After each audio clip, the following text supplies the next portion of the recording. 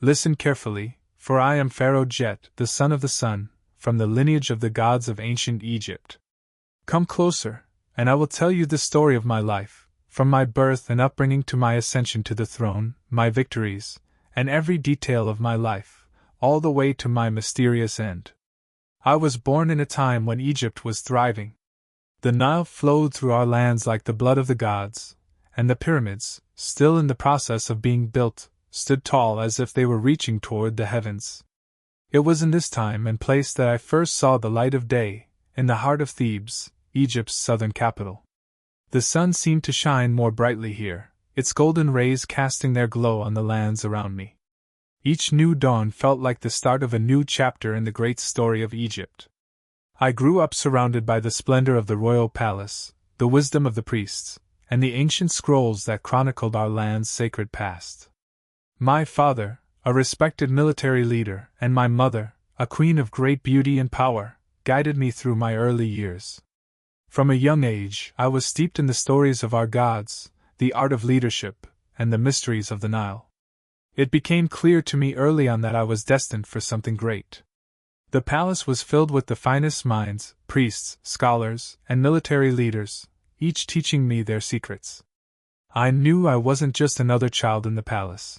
I was destined to be part of Egypt's future, to shape its destiny. But life, as it often does, had other plans. My older brother, who was supposed to inherit the throne, passed away in a strange hunting accident. The rumors swirled, some saying it was an accident, others whispering that it was no mere coincidence. I felt the air shift around me, and though sorrow gripped my heart, I also realized that the time had come for me to ascend. When the priests and nobles chose me to be pharaoh, I could feel the weight of their decision. This was not just a title, it was a responsibility, a calling. Egypt needed a leader who could unify the people, defend the borders, and ensure the prosperity of the kingdom. I was determined not to fail them. Taking the throne wasn't easy.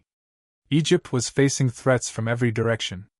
In the beginning, I struggled to gain the trust of the people. The priests were skeptical, some generals secretly plotted against me, and the nobles, who were used to power, eyed me warily.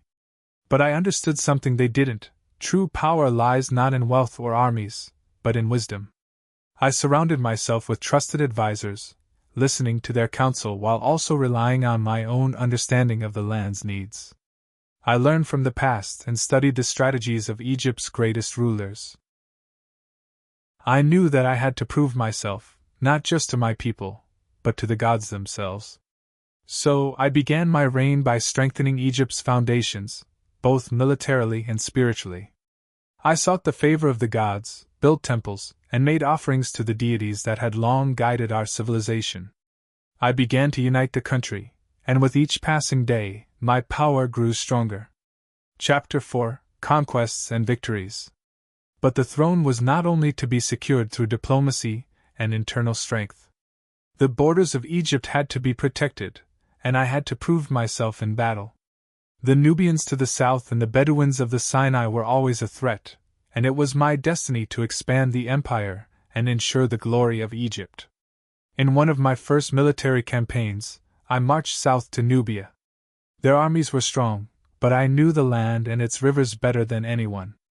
I had been taught the ways of the desert and the river, and I knew where to strike and when to wait. The battle was fierce, but my strategy proved victorious. The Nubian forces were crushed, and Egypt extended its dominion. But my campaigns didn't end there. I turned east toward the Sinai Peninsula, where raids had been a constant nuisance.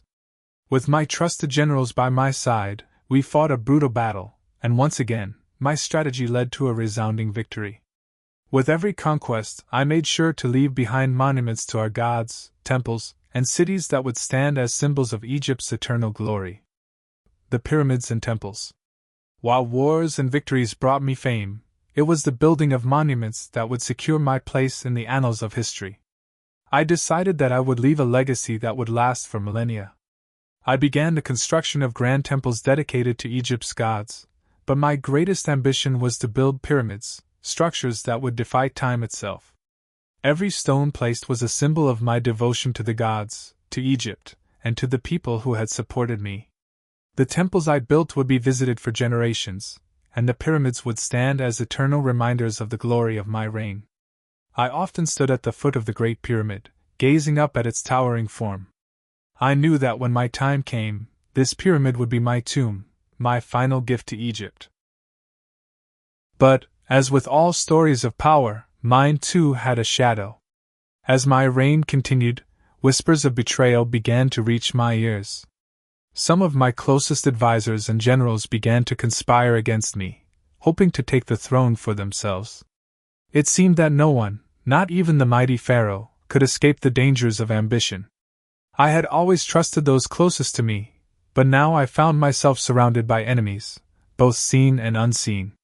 The priests, once my allies, grew uneasy with my growing power, and the generals became restless.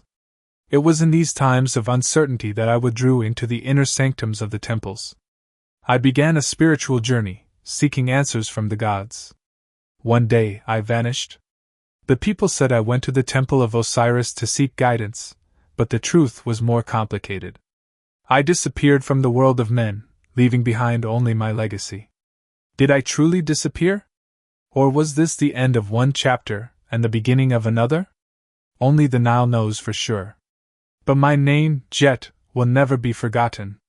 My pyramids, my temples, and my victories will live on forever. The sun that once rose over my land will continue to shine on Egypt, as it always has, and my spirit will live within the hearts of those who honor the gods.